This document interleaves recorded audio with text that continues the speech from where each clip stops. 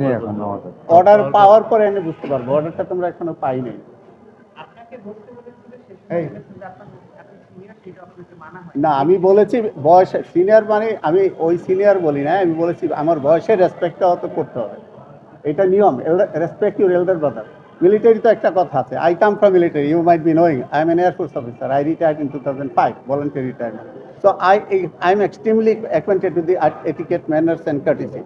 সেটা আমাদের মিলিটারিতে বলা আছে যখন আমরা চাকরি করতাম, যে তোমরা একটা জেসিউ বয়স অনেক বড়, তোমরা quite young, but you respect your elder brother. তাদের বয়সের সম্মানটা তাকে দিতে হবে, এইভাবে আমরা ট্রেন। সেই কথাটাই আমি বলেছি, কিন্তু তিনি তো আমাকে বয়সের রেসপেক্টটা করবেন। আচ্ছা, আপনি তো 7 জনের আইনজীবী, মানে ট্রায়াল শুরু হলে আপনার আসামিরা যে এটাতে সম্পৃক্ত না, এটাতে কিভাবে আপনি প্রমাণ করতে চান? সেটা তো ট্রায়ালের মাধ্যমে, আইনের ব্যাপার, সেটা তাই।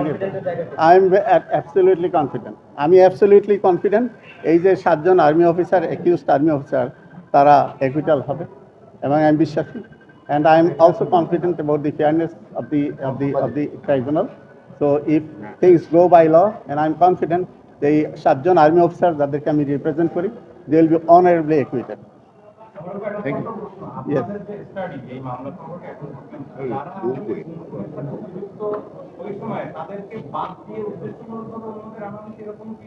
এটা আমি আপনাদেরকে না না এখন আবার বলেন কোশ্চেনটা।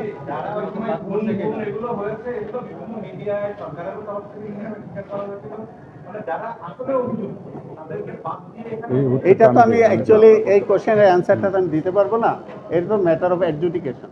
এটা হ্যাঁ, এটা আমি বলেছি, যেটা আপনি বলেছেন, এটা আমি গত ব্রিফিংয়ে বলেছি, যদি কন্টিনিউটির কথা বলেন, ADG operation first of all আমি বলেছি, আই রিপিট, আপনি যদি মনে রেখে থাকেন, এডিজি অপারেশনের কোনো দায়িত্ব নাই এইসবের। Battalions are independent in taking decision, and they are directly under the command of the DG, and the ADG operation